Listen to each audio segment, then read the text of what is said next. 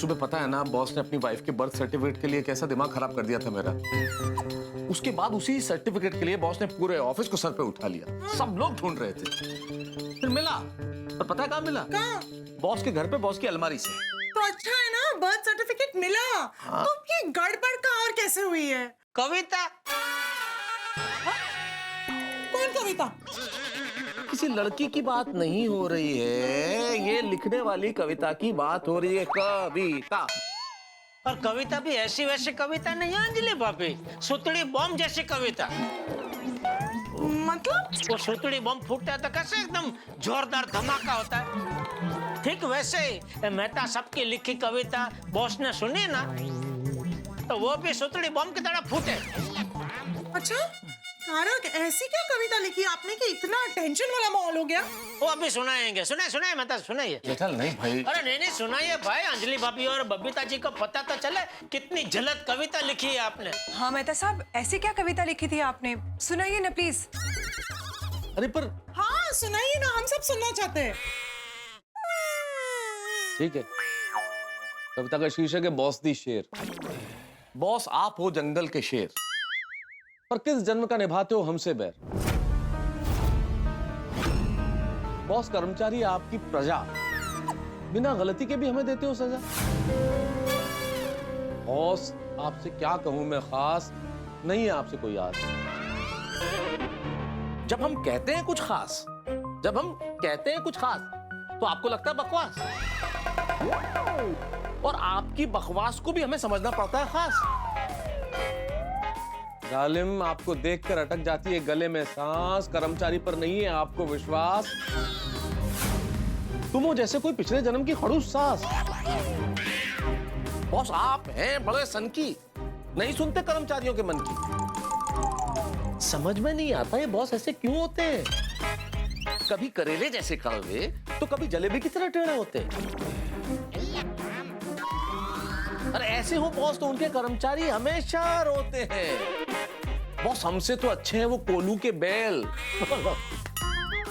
इनका कभी तो होता है शांति और फुर्सत से मेल।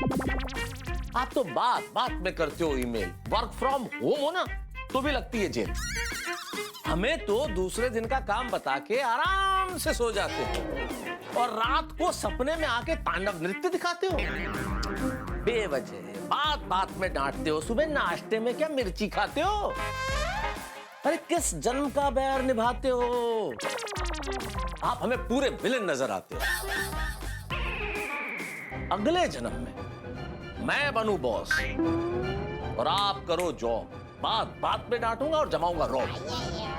बॉस आपको क्या कहूं मैं खास, नहीं है आपसे कोई आस, नहीं है आपसे कोई आस, नहीं है आपसे कोई आस। अरे बाप रे तारक, आपने अपने बॉस के लिए ऐसी कविता लिखी? बोलो। अय्यर, मुझे अभी तक एक बात समझ में नहीं आई। मेहता साहब ने अपने बॉस के लिए ये कविता लिखी, तो इसमें तुम कैसे फंस गए? तुम्हारी नौकरी क्यों खतरे में है? शाबाश शाबाश बबीता जी, मैं भी यही पूछने वाला था कि यही बात समझ में नहीं आ रही है। बताइए ना मेहता साहब। हुआ यूं,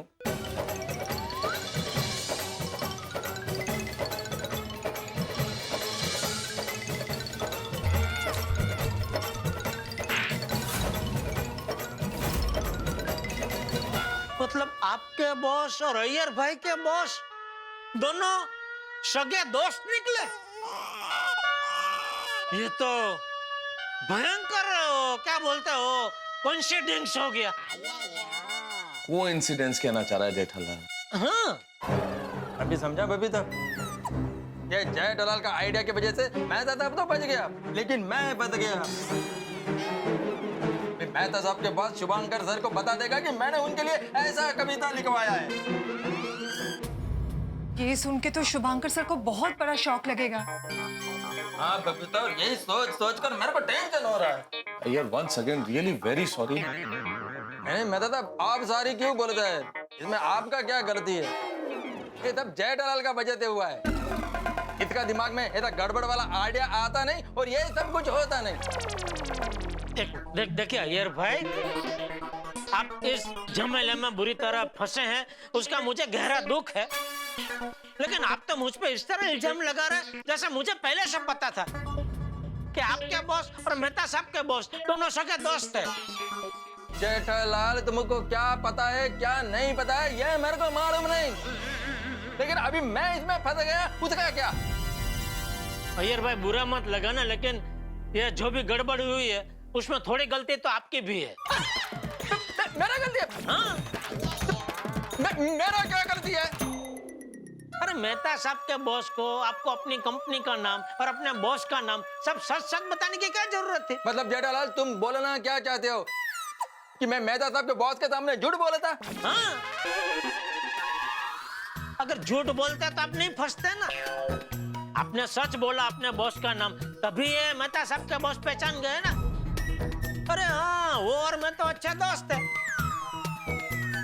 अगर आपने अपने बॉस का कुछ भी उल्टा सुल्टा नाम बता दिया होता तो वो थोड़ी बोलता कि अरे मैं और वो अच्छे दोस्त हैं। जेठालाल, मैं कभी भी झूठ नहीं बोलता हूँ। अरे क्या झूठ बोल रहे हैं यार भाई, एक झूठ तो बोला ना। मेहता साहब के बॉस को कि कविता मैंने अपने बॉस के लिए लिखवाई है। अरे वो तो मैं तुम्हारा वजह से बोला। एक मिनट अय्यर, शांत हो जाओ। इसमें ना गलती तुम्हारी है ना जेठालाल, ना मैं बॉस पे ऐसी कविता लिखता ना सब कुछ होता। देखिए, जो हो गया सो हो गया। अय्यर, अभी आगे सोचो कि करना क्या है। जो दुनिया में किसी के साथ नहीं होता ना, वो गोकुल धाम वासियों के साथ होता है। आप कोई सपने में भी नहीं सोच सकता कि तारक और अय्यर भाई के बॉस स्कूल के फ्रेंड्स निकलेंगे। अंजलि भाभी, असली धमाका तो डिनर पर होगा, जब मेहता साहब के बॉस मेरे बॉस को वो कविता के बारे में बताएंगे। अभी मैं फिर उनसे नजर नहीं मिला पाएगा, वो मेरे बारे में क्या सोचेंगे? अय्यर, शुभांकर सर को कितना बड़ा शॉक लगेगा कि तुम उनके बारे में ये सब सोचते हो। नहीं बबीता जी, आप टेंशन मत लीजिए। देखिए, हर प्रॉब्लम का कोई ना कोई हल तो होता ही है। अभी जैसे मेहता साहब बच गए, ठीक वैसे ही ये अय्यर भाई को भी बचाने का कोई ना कोई आइडिया मिल ही जाएगा। ओ जेठालाल, प्लीज प्लीज, तुम आइडिया का नाम मत लो और कोई आइडिया मत दो। मेरे को तुम्हारा कोई आइडिया नहीं चाहिए। यार भाई, मैं तो आपको बचाने के लिए बोल रहा था। आपको नहीं बचना है तो आपकी मर्जी। अय्यर, आइडिया क्या? देखो, शुभांकर सर बहुत अच्छे इंसान है, बहुत ही नेक दिल के इंसान है, राइट? तुम ना डायरेक्टली उनके पास जाओ, सच सच बोल दो कि मेहता साहब को बचाने के लिए उनके बॉस के सामने तुमने ये झूठ बोला था। That's it. वाह वाह बबीता जी, वाह, मस्त मस्त आइडिया। अय्यर भाई, करो अभी का भी बॉस को फोन करो और सब बता दो। ओ Jethalal, you keep quiet. Babita, हमारा बात एकदम करेक्ट है। शुभांकर सर बहुत अच्छा आदमी है और मैं उनको बोलेगा ना तो वो मान भी जाएगा, लेकिन उनके मन में हमेशा रहेगा कि मैंने झूठ ही सही लेकिन उनका कैरेक्टर डाउन किया है। हाँ, ये बात तो सच है। अरे पर तारक के बॉस तो डिनर पर सब सच बता देंगे ना, उसका क्या? मैं डिनर पे नहीं जाएगा। नहीं अय्यर, जाना तो हमें पड़ेगा।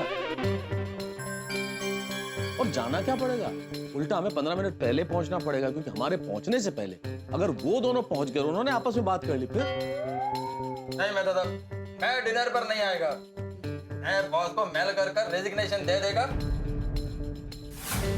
बबीता, मैं तो नौकरी छोड़ देगा। नहीं अय्यर, मैं नौकरी छोड़ दूंगा। अरे फिर? मैं सच बोलूंगा, वहां जाके मैं बता दूंगा कि कविता मैंने अपने बॉस के लिए लिखी थी और उसके बाद झूठ बोला है कि अय्यर के बॉस के लिए लिखी थी। मैं दादा, आपके बॉस शुभांकर सर को सब सच बता देंगे। नौकरी तो मेरे को ही छोड़ना पड़ेगा। अय्यर, तुम्हारे शुभांकर सर बहुत अंडरस्टैंडिंग है, वो मेरे बॉस की तरह नहीं है, इसलिए नौकरी मैं ही छोड़ूंगा अय्यर। नहीं मैं दादा, मैं छोड़ेगा। मेहता साहब, आप जॉब मत छोड़िए। नोइंग अय्यर, वो शुभांकर सर को भी फेस नहीं कर पाएगा। नहीं बबीता जी, अगर हमारे वजह से अय्यर भाई को जॉब छोड़नी पड़े तो ये बोझ हम नहीं सह पाएंगे। तुम बिल्कुल सही कह रही हो अंजलि, बिल्कुल सही कह रही हो। नहीं मैं दादा, आप आपके बॉस को कुछ नहीं बताएंगे। अय्यर, मैं तो सब अय्यर देखो, लो देखो, यहाँ हमारी नौकरी जा रही है, हमारी जान पे बनी हुई, और जेठालाल झपकियां ले रहा। हाँ तो मैं दादा, जेठालाल को क्या टेंशन है? उसका थोड़ी कोई जॉब जा रहा है, अरे जॉब तो हमारा जा रहा है। वो तो आराम से सोएगा। अरे मैं सो नहीं रहा था अय्यर भाई। अरे जेठालाल, मैंने खुद देखा अपनी आंखों से कि तुम सो रहे थे। मेहता साहब मैं सो नहीं रहा था, मैं आंखें बंद करके सोच रहा था कि इस प्रॉब्लम में से निकलने का क्या रास्ता हो सकता है। मिला कोई रास्ता मिला? फिर मिला ना? क्या क्या?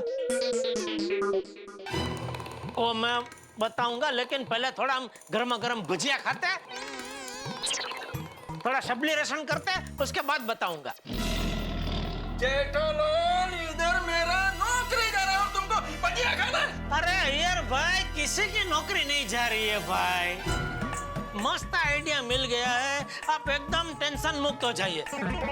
मैं अभी फोन करके गर्मा गर्म भजिया का पार्सल मंगा लेता हूँ। नहीं जेठा जी, मैं घर पे बना देती हूँ। अरे बबीता जी, आप क्यों तकलीफ ले रहे हैं? अभी आ जाएगा पार्सल मस्त। इट्स ओके जेठा जी, भजिया आने में बहुत टाइम लग जाएगा, घर में जल्दी बन जाएगा। अरे बबीता जी, मैं भी आपकी हेल्प करती हूँ, आइए। अच्छा अंजलि भाभी, तो एक रिक्वेस्ट है, डाइट भजिया मत बनाना। जेठालाल, भजिया तो जो भी होगा वो डाइट हो ही नहीं सकता ना, वो तो तेल में तला जाता है। हाँ। चलिए। हाँ। वो मुझे पता है मेहता साहब, लेकिन अंजलि भाभी का भरोसा नहीं ना, बोल देना अच्छा है। नहीं ठीक बात। मेहता साहब, मेरे को पहले जेठालाल पर जितना गुस्सा नहीं आ रहा था ना, उससे डबल गुस्सा अभी आ रहा है। अय्यर भाई देखिए, गुस्सा है ना, वो सेहत के लिए हानिकारक होता है, इसलिए आप एक काम कीजिए, आप आंख बंद कीजिए, ऊंडा ऊंडा श्वास लीजिए, थोड़ा प्राणायाम कीजिए और मन और मगज को थोड़ा शांत कीजिए। क्या अगर आपका मगज शांत होगा ना, तो आपको आड़ा उड़ा विचार नहीं आएगा। बराबर ना मेहता साहब? नहीं वो तो बराबर है, लेकिन ये बताओ भाई, आइडिया क्या है? प्लीज जेठालाल। फिर वही बात मेहता साहब, जरा भजिया आ जाने दो, सब्र करो थोड़ा, सब्र का फल मीठा होता है। बैठिए। अय्यर भाई, धुनी दिखाइए।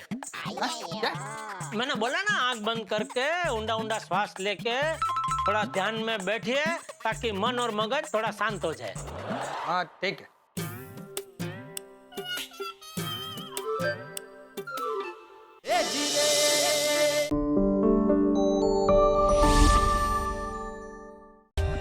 For more updates, subscribe to our channel, click the show links and enjoy watching the videos.